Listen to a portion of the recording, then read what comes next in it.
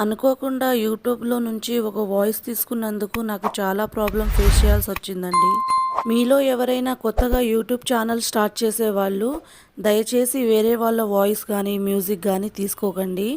పొరపాటున అది కొంచెం క్లిక్ అయ్యి ముందుకెళ్తే వాళ్ళు కాపీరైట్ చేస్తాము, వాళ్ళ ఛానల్‌ది తీసేస్తాము, నేను కాపీరైట్ ఇష్యూ చేస్తానని వాళ్ళు బ్లాక్‌మెయిల్ చేయడం, వాళ్ళ గురించి ఏదో అనుకోవడం.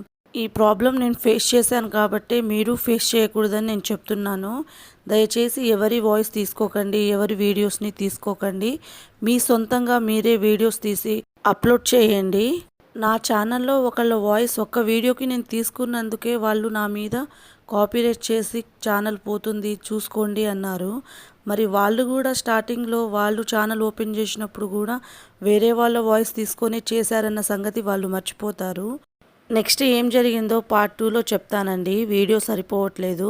నచ్చితే లైక్ చేయండి.